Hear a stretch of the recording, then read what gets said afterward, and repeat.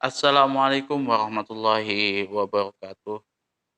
Innal hamdalillahi nahmaduhu wa nasta'inuhu wa nastaghfiruh wa na'udzubillahi min syururi anfusina wa min sayyiati a'malina. May yahdihillahu fala mudhilla lahu wa may yudlil fala hadiyalah. Asyhadu an la ilaha illallah wahdahu la syarikalah wa asyhadu anna Muhammadan abduhu wa rasuluh. Allahumma sholli ala sayyidina Muhammad wa ala ali sayyidina Muhammad kama shallaita ala sayyidina Ibrahim wa ala ali sayyidina Ibrahim wa barik ala sayyidina Muhammad wa ala ali sayyidina Muhammad kama barakta ala sayyidina Ibrahim wa ala ali sayyidina Ibrahim fil alamin innaka Hamidum Majid. Rabbi shrah li sadri wa yassir li amri wahlul 'uqdatam min lisani yafqahu qawli amma ba'du. Hadirin hadirat jamaah kaum muslimin wal muslimat yang dirahmati oleh Allah Subhanahu wa taala. Nah, kali ini kita akan membahas tentang kitab Bulughul Maram, bab najis, lanjutannya lagi ya. Nah, yang di sini kemarin kita bahas tentang najis-najis yang keluar dari kubul dan dubur. Nah, salah satunya air kencing dan kotoran, baik itu kotoran binatang dan kotoran manusia.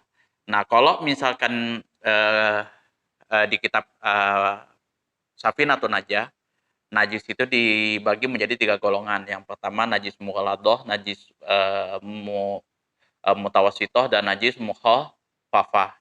Nah, kalau najis mughaladhah anjing dan babi itu. Itu mayoritas ulama dari mazhab Syafi'i berpedoman seperti itu.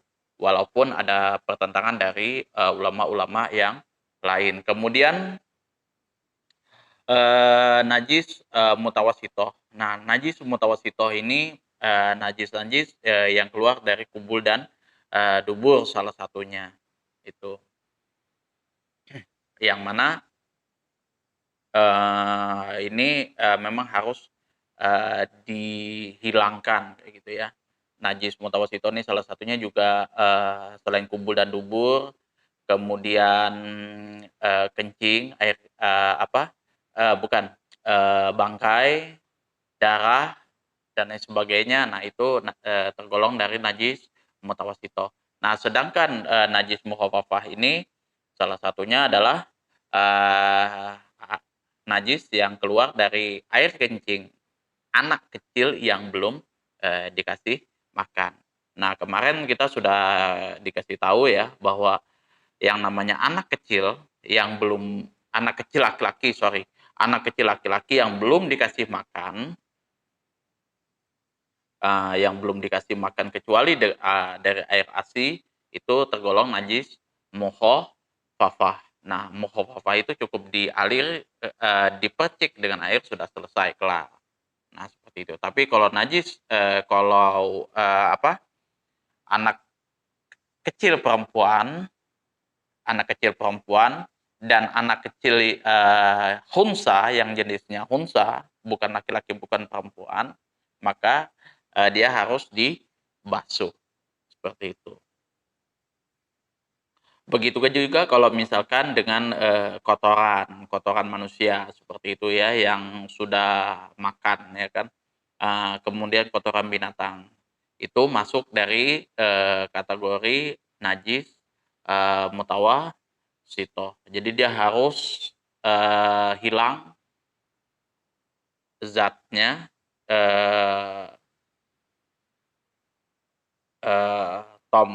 tom'uhu rihuhu aw launuhu, tuh. Jadi dia harus hilang rasanya, warnanya, dan baunya dan warnanya, seperti itu. Kemudian kita lanjut, wa yustaratu fi ghuslil mutanajjisi wurudul ma'i alaihi in kana qalilan. Jadi di sini bagaimana sih cara kita SOP kita di dalam membasuh, menghilangkan najis itu. Wa yustaratu dan disyaratkan fi ghuslil mutanajjisi. Nah, di dalam menyiram atau membasuh al-mutanajjisi benda yang terkena najis, urudul ma'i dengan mengalirkan air, alaihi atas benda tersebut, ingkana qalilan, jika airnya sedikit, pas tepat di permukaan benda. Jadi kalau misalkan benda ini terkena najis kayak gitu, nah pas tepat di atasnya sini kita tepatkan, kita siramkan air yang memang kategorinya sedikit. Fa'in ukisa lam yathur. Jadi kalau misalkan bagian atas sini yang kena kayak gitu, tapi kita balik seperti ini, nah itu kalau airnya sedikit itu tidak suci. Jadi dia memang harus betul-betul pas seperti itu mengenai mengenai benda yang terkena najis. Amal ma'ul kasir, jika airnya tersebut banyak, fala farqa bainal kaunil mutanajjis waridan au mardudan au mawrudan. Jadi kalau misalkan air tersebut banyak, maka tidak ada perbedaan antara benda yang terkena najis yang didatangi air atau yang kedatangan air. Jadi misalkan di sini benda yang misalkan airnya banyak nih. Nah, kita siram yang di sini. Maka yang bagian sininya juga sudah otomatis seperti itu. Kalau airnya banyak. Jadi misalkan kita pakai semprotan air kayak gitu. Nah, jadi kita sambil gosok-gosok kayak gitu supaya menghilangkan najisnya. Wala yu'fa an syai'in minan najasati, dan semua najis dan tidak ada satupun dari najis yang diampuni. Jadi yang diampuni ini. Jadi semua najis itu wajib dihilangkan. Jadi nggak ada istilahnya pengecualian najis, najis mukhaffafah, najis mutawassithah, dan najis muqalladah, itu semua harus dihilangkan. Illa ayyasiro minad dam wal qai, kecuali di sini kategori najis itu tergolong sedikit. Yang mana tergolong sedikitnya ini dari minad dam wal qai, seperti halnya darah, dari darah dan air nanah. Jadi yang tergolong sedikit yang boleh di sini, yang dijadikan pengecualian di sini adalah darah dan nanah.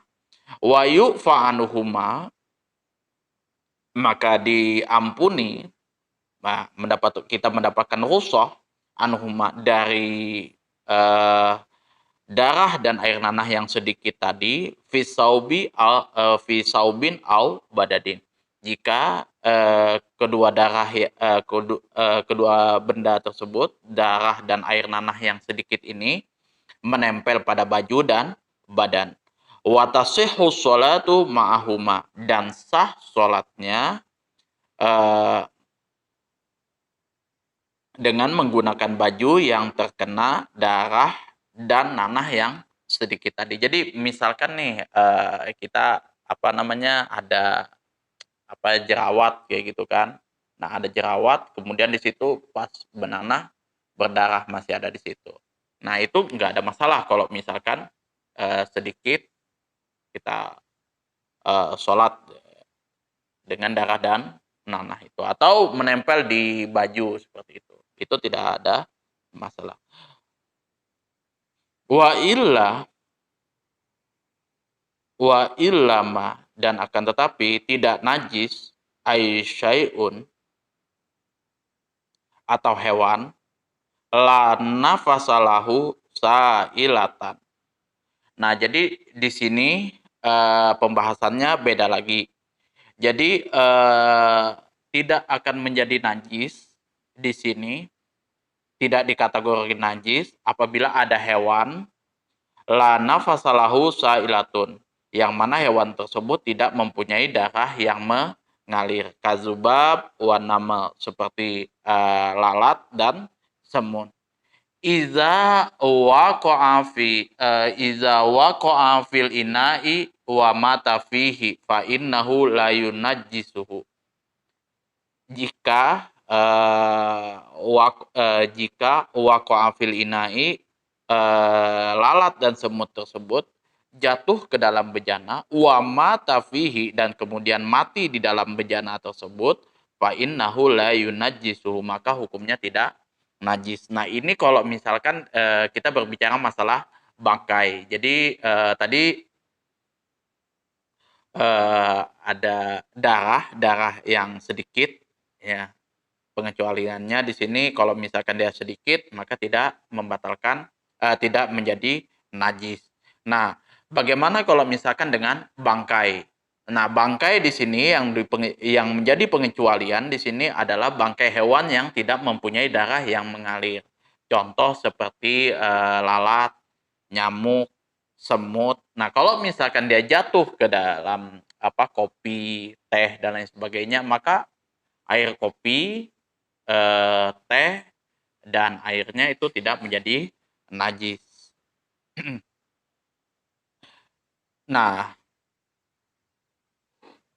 wa fi ba'din nusakhi, dan di sebagian naskah kitab, iza mata fil ina'i, jikalau hewan tersebut matinya di dalam bejana.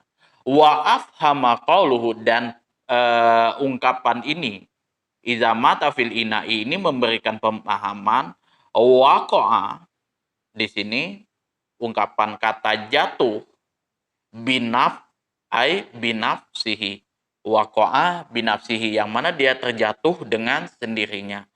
Annahu law turiha mala nafsalahu sa'ilatan fil ma'i doro. Jadi kalau misalkan hewan tersebut turiha dijatuhkan mala nafasalahu sa'ilatun, yang mana yang dijatuhkan di situ adalah hewan yang tidak mempunyai darah yang mengalir, filmai, kepada benda yang cair, kita sengaja jatuhkan seperti ini, doro, maka benda cair tersebut hukumnya adalah najis. Jadi misalkan nih ada nyamuk, kita pukul, kemudian kita jatuhkan tuh ke dalam ke dalam cangkir gitu, ke dalam kopi supaya lebih jos mungkin kayak gitu. Nah, maka air kopinya menjadi najis dan tidak boleh diminum. Wa huwa mahazama bihi rafi fi syahri shaghir. Dan ini adalah sesuatu yang telah ditetapkan oleh Al-Imam Rafi'i di dalam kitabnya Asy-Syahris Shaghir. Walam yata'arrid li hadhil mas'alah fil kabir. Dan sedangkan Imam Rafi'i di sini tidak menjelaskan masalah ini di dalam kitabnya, kitab Al-Kabir. Wa idza surat maitatu mala nafasalahu sa'ilatun. Kalau misalkan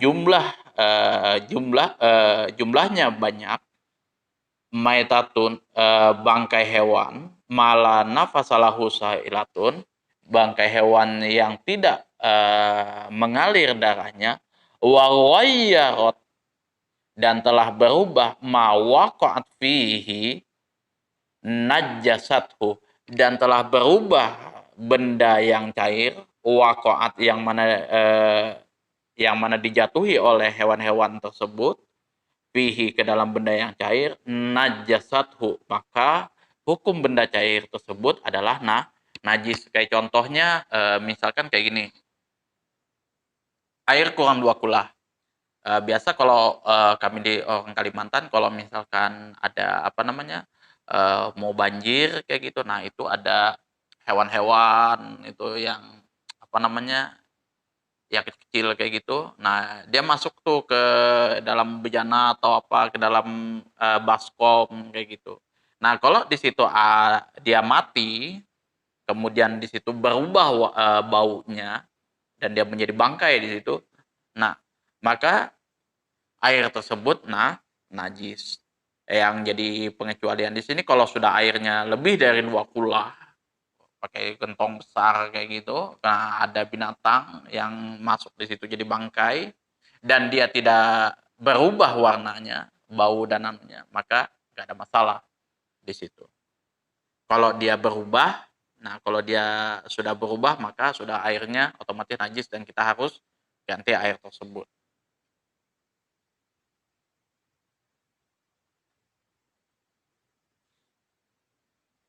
Faiza nas'at hadhil maitatu minal ma'i, jika seandainya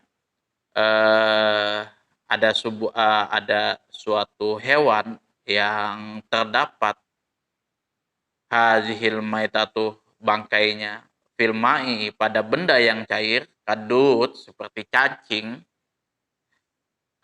kadudil kholdi seperti cacing pada cuka, wa fakihatin dan buah-buahan, lam yunajjishu qat'an, maka tidak membuat najis. Jadi kadang ada ulat tuh, ada belatung atau apa kayak gitu kan yang ada pada makanan, kadang pada buah-buahan kayak gitu. Nah, itu bukan masuk dalam kategori najis. Nah, jadi makanannya tuh nggak najis, yang mana dia di situ mati tuh di dalamnya kayak gitu. Wa yustasna ma'ama dzukirahuna masailul mazkur fil mausutat. Dan pengecualian ini nanti akan diterangkan juga eh, pada beberapa masalah-masalah yang akan disebutkan nantinya fil mausutat, pada kitab yang lebih luas lagi. Nah, jadi ada beberapa kitab lagi yang luas dijelaskan lagi. Sabaqoba duha fi kitabit toharoh, dan akan dijelaskan dan telah dijelaskan sebagiannya di dalam kitab toharoh. Nah, biasanya kalau kami mau membahas ini lebih detail itu kalau kitab Fathul Qorib, eh, yang biasa dikenal kalau orang itu matan Abi Suja. Nah, itu ininya, atau kitab takrib. Kalau orang NU itu kenanya kitab takrib. Nah, itu dia anunya aja, penjelas hukumnya yang secara ringkas supaya ini. Nah, kemudian kitab takrib itu mempunyai kitab syarah, penjelasannya agak lebih detail. Salah satunya adalah kitab Kifayatul Ahyar. Nah, di situ terdapat hadis, dalil-dalilnya dengan juga fikih hadisnya. Kemudian kalau yang di sini penjelasan penjabaran secara detail berdasarkan ilmu fikihnya itu di dalam kitab Fathul Qorib. Kitab Fathul Qorib itu ada lagi syarahnya kitab Al-Bajuri. Itu Hasyiatul Bajuri. Ada beberapa kitab lagi syarah daripada kitab takrib. Nah, kitab takrib ini kitab yang populer dipelajari oleh santri-santri di pondok pesantren. Masalahnya kitab ini enak gitu, mempelajarinya. Dia pembahasannya bagus, kemudian nggak muluk-muluk, nggak jelimet, dan memang enak sih dipelajari untuk pemula. Itu. Jadi nanti akan ada pembahasannya di kitab-kitab yang lebih panjang lagi, yang lebih tebal lagi. Salah satunya kalau saya membaca itu di dalam kitab Kifayatul Ahya. Nah, kalau misalkan mau teman-teman baca yang lebih detail itu di dalam kitab Hosyatul Bajuri. Nah, kemudian di sini dibahas lagi wal hayawanu kulluhu tahirun. Semua hewan itu kalau misalkan dia tidak mati ya, kalau misalkan dia tidak mati, masih dalam keadaan hidup, maka hukumnya adalah suci. Ilal kalba wal hinsir, kecuali anjing dan babi. Jadi kalau misalkan hewan dalam keadaan hidup, maka semuanya adalah suci. Misalkan contoh kita dijilat rusa, kucing, kemudian apalagi ya hewan-hewan biasa kayak gitu. Itu hukumnya adalah suci, kecuali yang di sini yang dibahas adalah yang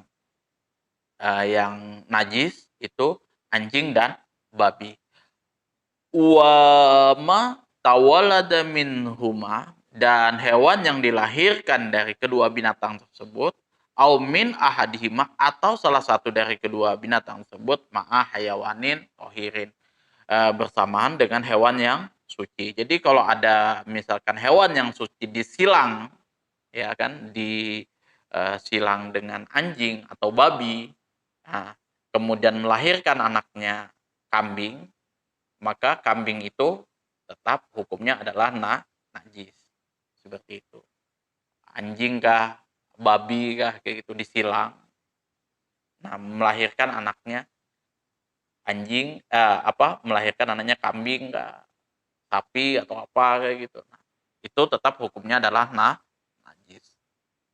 Wa ibaratun tasduqu bit taharatid dud al mutawallidi minan najasati.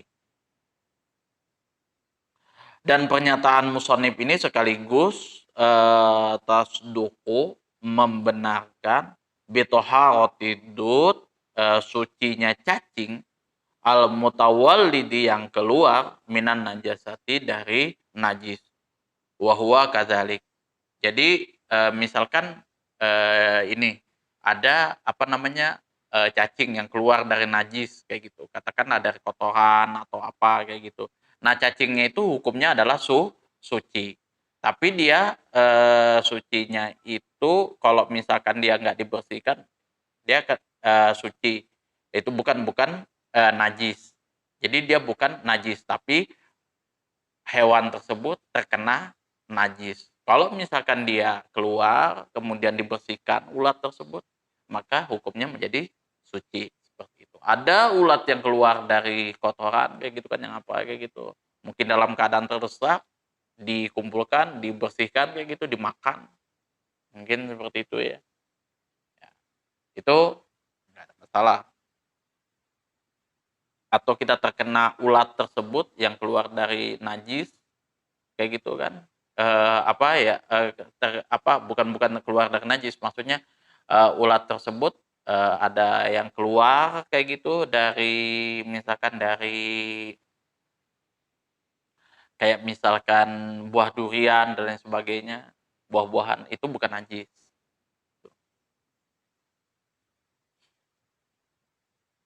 Wahwa kazalik, dan seperti itu juga pembahasannya. Wal maitatu, nah di sini yang dibahas lagi adalah bangkai. Wal maitatu, dan adapun bangkai, kulluha, semuanya, najisatun, semuanya adalah najis. Illa, kecuali, asamaka, ikan, wal jaroda, dan belalang, wal adamiyah, dan anak Adam. Jadi yang namanya bangkai semuanya itu adalah najis. Jadi kalau misalkan ada hewan yang mati kayak gitu, nah maka bangkai tersebut adalah najis. Nah, kalau misalkan kita menyentuh itu, maka kita harus dibersihkan sampai baunya tidak ada. Itu. Kecuali di sini adalah bangkai ikan, bangkai belalang, dan anak Adam. Jadi kalau misalkan ada keluarga kita atau teman kita yang meninggal, kita mandikan dan lain sebagainya, maka uh, itu tidak najis. Kita nggak harus mandi apa segala macam. Nah, mandi itu cuman sunnah aja kalau misalkan kita tadi memegang kotoran dan lain sebagainya. Itu. Wa fi ba'din nusahi, dan di dalam sebagai keterangan di dalam beberapa kitab yang lain, Ibna Adam, katanya lafadznya itu bukan al-Adami tapi Ibna Adam, keturunan anak Adam. Maknanya juga sama. Maitatu kullin minha fa innaha tahiratun. Dan bangkai dari masing-masing yang sudah disebutkan tadi seperti ikan, belalang, dan keturunan Adam, fa innaha tahiratun. Sesungguhnya semuanya tersebut adalah suci. Itu. Jadi tadi hewan keseluruhannya itu adalah suci kecuali anjing dan babi. Itu jelas. Kemudian bangkai keseluruhannya najis kecuali bangkai ikan, belalang, dan anak Adam. Nah, kemudian di sini bagaimana cara kita membasuh sebuah bejana yang dijilat anjing. Wa yughsalul ina min wulughil kalbi wal khinzir sab'ah marwatin bima'in tahurin. Jadi kalau misalkan ada bejana yang dijilat oleh anjing, maka hendaklah wa yughsalu, hendaklah dicuci al ina, tempat tersebut min wulughil kalbi yang telah dijilat oleh anjing wal khinzir dan babi sab'a marot 7 kali bimain tohurin dengan air yang suci. Ihdahunna, salah satu dari gosokan tersebut mashubatan biturabi tohuri, yang mana harus dicampur dengan debu yang suci. Jadi kalau saya ngambil ini yang ketujuhnya, jadi yang ketujuh sudah ketujuh, yang kedelapan maka saya campur air itu dengan ini dengan debu, baru itu untuk gosokan yang terakhir. Yaumul mahalil mutanajisi, yang mana merata pada tempat yang terkena najis. Jadi syarat 7 kali gosokan ini bukan artinya dia harus dia misalkan dalam 3 kali gosokan kayak gitu kan dia sudah hilang terus selesai, enggak. Jadi yang kalau saya tuh gini. Jadi kalau konsep saya tuh begini. Pertama nih dihilangkan dulu semua najis-najisnya kayak gitu kan. Sudah dibuang kayak gitu kan. Seperti itu, klek kayak gini. Kemudian saya gosok, saya hilangkan semua najis-najisnya kayak gitu, sudah hilang. Misalkan seperti itu dengan postek kayak gitu kan, baunya apa segala macam. Nah, itu hitungan yang pertama. Nah, baru saya gosok lagi kayak gitu kan. Itu yang kedua, kemudian gosok lagi ketiga, terusnya sampai yang keenam. Nah, yang keenam, gosokan yang keenam. Nah, yang sampai yang ketujuh, gosokan yang ketujuh. Nah, habis yang ketujuh itu baru saya ambil air, kemudian saya campur dengan debu, baru digosok lagi. Seperti itu. Itu kalau kita menghilangkan najis mughalladah. Jadi bukan dia artinya sudah hilang kelar kayak gitu, enggak. Syaratnya seperti itu. Harus 7 kali hilang apa tidak hilang. Gitu. Fa in kana al-mutanajjisu bima dzukira fi ma'in jaridin. Kalau misalkan ada suatu benda yang terkena najis bima dzukira, seperti yang telah disebutkan, setelah yang disebutkan tadi fi ma'in jaridin, seperti pada air yang mengalir, kadirin yang keruh, kafa maruru, maka cukup atau sah marur mengalirkan air tersebut sab'a jariyatin alaihi bila ta'firin, tanpa mencampurkan dengan debu. Jadi kalau misalkan di situ ada air yang mengalir, jadi misalkan di situ ada najis mughaladah, misalkan di situ dia di air yang mengalir, maka di situ kita bisa menyemprotkannya dengan 7 kali, mengalirkannya dengan 7 kali aliran air kayak gitu, tanpa mencampurnya dengan debu kayak gitu. Jadi anggaplah kita pakai logika kayak gini aja. Kita biasa pakai selang nih, pakai selang kayak gitu kan. Nah, airnya mengalir kayak gitu. Nah, kita gosok aja kayak gitu. Kita hilangkan pertama kayak gitu, baru kita siram lagi kayak gitu. Nah, baru sampai 7 kali air mengalir kayak gitu tanpa mencampur debu. Fa illam yazal. Nah, kalau misalkan dia tidak hilang ainun najasati, zat najisnya al-kalbiyati, zat najisnya anjing tersebut, illa bisiti salat, kecuali dengan 6 kali basuhan. Misalnya husabat kulluha ghuslatan wahidatan. Maka dihitung satu kali basuhan. Jadi kalau misalkan pada gosokan yang keenam nih, gosokan yang keenam, zat najisnya ini tadi, anjing tersebut belum hilang, yang keenam, maka itu dihitung, yang keenam tadi dihitung keseluruhannya tadi, keseluruhan dari gosokan itu tadi, dihitung satu kali basuhan. Itu. Jadi masuk satu kali basuhan. Jadi kayak gitu. Jadi kita harus gosok lagi kayak gitu. Gitu. Jadi kalau saya itu yang pertama kali harus diperhatikan kalau gosokan pertama itu menghilangkan dulu baunya apa segala macam di situ pada najis anjing. Nah, baru yang kedua, ketiga, keempat sampai ketujuh itu ringan aja lagi. Cuman memenuhi syaratnya itu aja. Wal ardu turabiyatu la yajibut turab fiha alal asah. Dan tanah, bumi atau tanah, at-turabiyatu sudah berdebu. Wala yajibu, dan tidak wajib at-turab menaruh debu fiha pada tanah tersebut alal asah menurut pendapat yang lebih sahih. Jadi kalau misalkan di situ ada tanah ya, ada tanah kayak gitu. Kemudian dikencingi oleh anjing kayak gitu. Nah, kita cukup apa namanya menghilangkan tanah tersebut ya, istilahnya mengalirkan air kayak gitu, mengalirkan air ke tanah itu,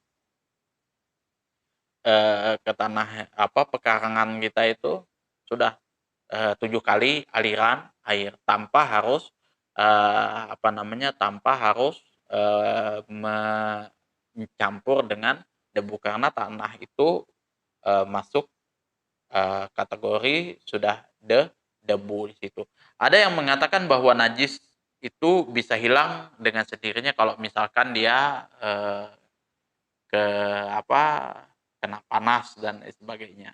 Tapi kalau menurut pendapat Imam Syafi'i tidak seperti itu. Jadi dia harus memang betul-betul dihilang, misal hilang kayak gitu. Kalau tanah kan enak kita tinggal cangkul kayak gitu, buang ke tempat yang lain kayak misalkan di pekarangan gitu, buang di tempat yang lain. Kemudian kita siramkan air di situ. Itu salah satu cara-cara di dalam menghilangkan najis-najis mughaladoh. Jadi yang tadi dibahas kalau misalkan eh, misalkan di situ hewan, keseluruhan hewan yang hidup semuanya adalah suci kecuali anjing dan babi. Wa matawalla minhu au min ahadihima maha ayhawanin tohirin. Atau binatang yang dilahirkan dari salah satu hewan tersebut, anjing dan babi dengan hewan yang suci. Bayi dari anjing dan babi gitu. Entah apapun bentuknya itu tetap najis. Wal maitatu kulluha, yang kedua, seluruh yang namanya bangkai itu semuanya najis kecuali ikan belalang dan anak Adam. Jadi kalau di dalil Al-Qur'annya hurimat alaikumul maitatu wa damu wa lahmul khinzir wa ma uhilla li ghairillahi bihi al munkhaniqatu al mauqudatu al mutaraddiyatu an natihatu itu wa ma akala subwa illa ma zakaitum. Itu lanjutannya. Nah, kemudian itu haramnya memakan. Kemudian ada lagi dalil kalau nggak salah saya lupa itu ayatnya rijsun. Nah, kalau menurut pendapat Imam Syafi'i apa semuanya itu yang disebutkan di dalam Al-Qur'an itu hurimat alaikumul maitatu waddamu walahmul hinzir itu semuanya najis. Nama najisnya masuk dalam kategori mutawasitoh kecuali hinzirnya. khinzirnya itu, babinya itu karena apa?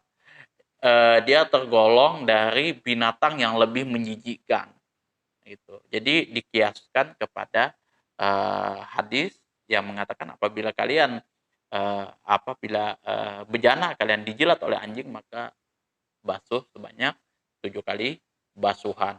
Nah, penilaian kenapa misalkan, khinzir ini masuk dalam kategori najis mughaladhah, karena yang hidup seperti anjing ini yang nggak begitu jorok saja, dia harus, dibasuh dengan 7 kali basuhan, apalagi, babi binatang yang hidup yang mana dia lebih jorok daripada anjing, itu. Maka anjing dan babi itu, wajib, dibasuh 7 kali basuhan. Karena kalau yang saya lihat itu mayoritas dari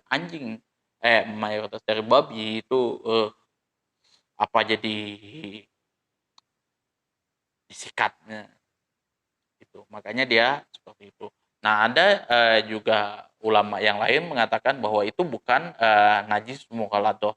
Karena apa? Kalau misalkan dia dikategorikan sebagai najis mughaladhah, maka pangkal daripada, hukum tersebut pangkal daripada kalimat maitatunnya tadi, "Hurimat alaikumul maitatu waddamu wa lahmul khinzir." Jadi kalau kita mau lihat hukumnya, sumber hukumnya itu dilihat dari pangkalnya, maitatunya tadi.